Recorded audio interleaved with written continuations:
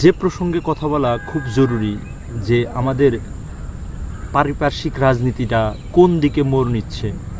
ভারত যেভাবে তাদের রাজনীতিকে সাজানোর চেষ্টা করছে, যুগ যুগ ধরে ভারতের রাজনীতির মধ্যে এই ধর্মান্ধতা, হিন্দুত্ববাদী কট্টরবাদিতা যেভাবে ছড়িয়ে পড়ছে, পার্শ্ববর্তী দেশগুলো খুব সিরিয়াসভাবে তাদের দিকে আগাবে। আপনি দেখেন, আজকে যদি হিন্দুত্ববাদী সংগঠনগুলো এভাবে এই ট্রাম্প কার্ডকে ইউজ করে যে তারা হিন্দুস্থান, এখানে মুসলমান মানুষগুলো থাকতে পারবে না। পূর্ববর্তী ভিডিওতে আমরা দেখালাম যে প্রায় 51 কোটি মানুষ ভারতবর্ষে এখন বসবাস করে। এই ভারতবর্ষেই প্রায় 800 বছর মুসলমানদের রাজত্ব ছিল, কিন্তু তখন কেউ হিন্দুস্থান কথা বলেনি। হিন্দুস্থানের কথা বলে হিন্দুদের উপরে নির্যাতনের মাত্রা হয়নি। আজকে আপনি ভারতবর্ষে মুসলমানদের উপর নির্যাতন স্টিম রোল চালাবেন, তাদেরকে ইউজ করে, তাদেরকে আপনার নষ্ট করে, তাদেরকে মারপিট করে, হিন্দুদেরকে খেপিয়ে আপনি ভোট ব্যাংক আদায় করবেন। একই ভূমিকা কয়দিন পরেই দেখবেন বাংলাদেশে চলে আসবে। বাংলাদেশে কি আসবে তখন দেখবেন বাংলাদেশের যে ধর্মভিত্তিক দলগুলো, সেই দলগুলো ধর্মকে ইউজ করা শুরু করবে। এখন পর্যন্ত বাংলাদেশের কোনো ধর্মান্ধ দল নেই। যদি ধর্মান্ধ দল থেকে থাকতো তাহলে জামাত ইসলামী স্বাভাবিকভাবেই ক্ষমতায় আসতো, বা ইসলামী সমমনার যে দলগুলো ছিল সেই দলগুলো স্বাভাবিকভাবে ক্ষমতায় আসতে পারত। কিন্তু সেই দলগুলো ক্ষমতায় আসেনি, সেই দলগুলো ক্ষমতার স্বাদও দেখতে পারেনি। এই 1941 সালের পর থেকে জামাত ইসলামী দীর্ঘদিন রাজনীতি করেছে। সেই রাজনীতির ফলশ্রুতিতে আজকে জামাত ইসলামী বিরোধী দল হয়েছে, কিন্তু সেখানে ধর্মান্ধতা কোনো ইউজ করা নাই। যদি ধর্মান্ধতা ইউজ করা হতো তাহলে বাংলাদেশের যে 1-2%, 5%, 2%, 3% হিন্দু আছে, এই হিন্দু কি স্বাভাবিকভাবে বসবাস করতে পারতো না। তো আপনারা ভারত থেকে পুশিন করে বাংলাদেশে যে সমস্ত মুসলিমদের বিতাড়িত করার চেষ্টা করেন, একই ঘটনা যদি বাংলাদেশ থেকে বা পাকিস্তান থেকে ঘটে তাহলে কি পরিস্থিতি দাঁড়াবে আপনি একটু হিসেব চিন্তা করেন। নির্যাতনের মাত্রাকে আপনারা ট্রাম্প কার্ড রাজনীতিকে ক্ষমতায়ন করার কারণে যে ধরনের চিন্তা চেতনা করেন, মুসলিমদের উপর নির্যাতন নিপীড়ন করে, এই একই ঘটনা দেখবেন বাংলাদেশেও বা পাকিস্তান বা পার্শ্ববর্তী দেশগুলোতেও যখন ঘটে, তখন এই হিন্দু বা সংখ্যালঘু যে সম্প্রদায় আছে সেই সম্প্রদায় যাবে কোথায়? আপনারা কি কখনো চিন্তা করেছেন বাংলাদেশে যে বৈষম্যর হচ্ছিল মানুষের সাথে, সেই বৈষম্যকে তাড়ানোর জন্য একটা গণ আন্দোলন হয়ে গেছে, একটা গণ অভ্যুত্থান হয়ে গেছে। সেই গণ অভ্যুত্থানের উপরে ভিত্তি করে আমাদের তরুণ প্রজন্মের রাজনীতি হাল ধরা শুরু করছে। বিভিন্ন রাষ্ট্রে, ভারতবর্ষের বিভিন্ন রাষ্ট্রেও কিন্তু এই তরুণ প্রজন্ম এখন রাজনীতিতে আগ্রহী হচ্ছে।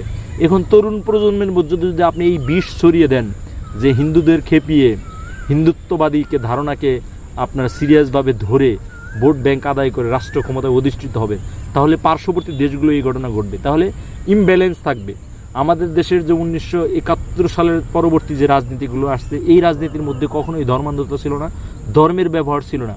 আমাদের একই জায়গায় আমরা একই প্লেটে হিন্দু মুসলিম একসাথে ভাত খেতে পারি, কিন্তু ভারতে কি এটা চিন্তা করতে পারবেন? চিন্তা করতে পারবেন না। এই যে সামনে আমাদের কোরবানির ঈদ, এই কোরবানির ঈদের মধ্যে দেখবেন অনেক বড় বড় নামি দামি সেলিব্রিটিরা এরা বলবে কোরআন এই আপনার গরু জবাই করা খারাপ, গরু জবাই করলে আমার ভিতরে কেমন কেমন লাগে, মাছ জবাই করলে আমার ভিতরে কেমন কেমন লাগে, মুরগি জবাই করলে কেমন কেমন লাগে। অথচ মানুষকে প্রকাশ্যে পিটিয়ে আপনি হত্যা করতেছেন, সেটা আপনার খারাপ লাগতেছে না, সেটা নিয়ে আপনি একটু কোনো কথা বলবেন না। বাংলাদেশে দেখবেন যে বিভিন্ন সময় নারী নির্যাতনের শিকার হয়ে, নারী ধর্ষণের শিকার হয়ে মানুষ মারা যায়, কোনো সমস্যা নাই। কিন্তু আলেম সমাজ যদি কোনো একটা ছোট্টখাটো ভুল করে থাকে, সেটা নিয়ে বিশাল বড় নিউজ হয়ে যায়, এটা নিয়ে অনেক বড় হয়ে যায়। আপনারা জানেন এই যে কওমি মাদ্রাসা শিক্ষা বোর্ড যে বিফাক আছে, সেই বিফাকের অধীনে প্রায় 30,000 মাদ্রাসা আছে। এখন বিফাকের আপনি হাতে শিকল পরিয়ে তাদের যদি বলেন মাদ্রাসাগুলোকে আপনি মনিটরিং করেন, আপনি মাদ্রাসাগুলোকে পরিদর্শন করেন, তারা তো সেই পরিদর্শনের সক্ষমতা রাখে না। তাদের 3,000 আপনার এমপ্লয়ি নাই যে এমপ্লয়ীদের সারা বাংলাদেশে এই 30,000 যে কওমি ভিত্তিক মাদ্রাসা আছে সেই মাদ্রাসাগুলো মনিটরিং করবে। তাহলে তাদের লোকবল যদি আপনি বাড়াতে চান, তাদের লোকবলকে যদি আপনি বৃদ্ধি করতে পারেন, তাহলেই তো এই যে আপনার যে মাদ্রাসার শিক্ষা কারিকুলাম আছে, মাদ্রাসার যে আপনার ধর্মান্ধতার বাইরে গিয়েও যে আধুনিক শিক্ষার প্রচলন করা যায়, সেই প্রচলনটা ঠিকঠাক হতে পারে।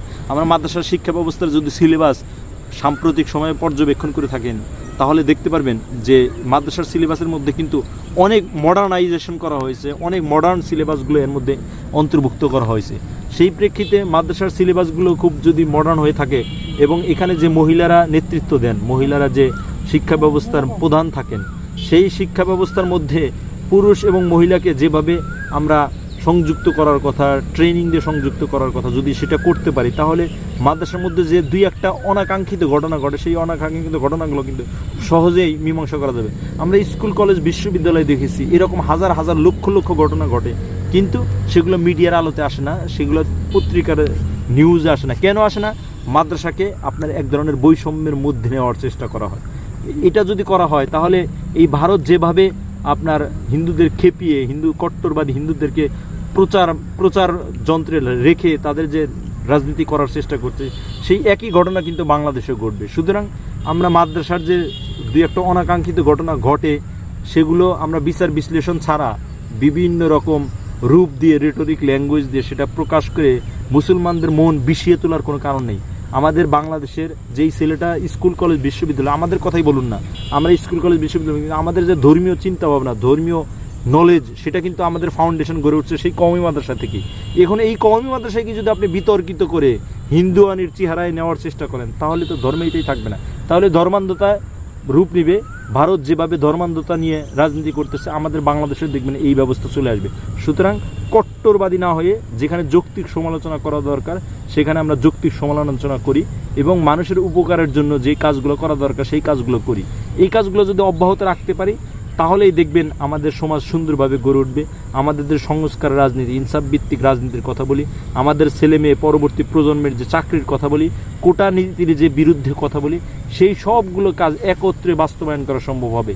যদি এটা না করতে পারি তাহলে এটা সম্ভব হবে না। ধন্যবাদ সকলকে। শেষ চলে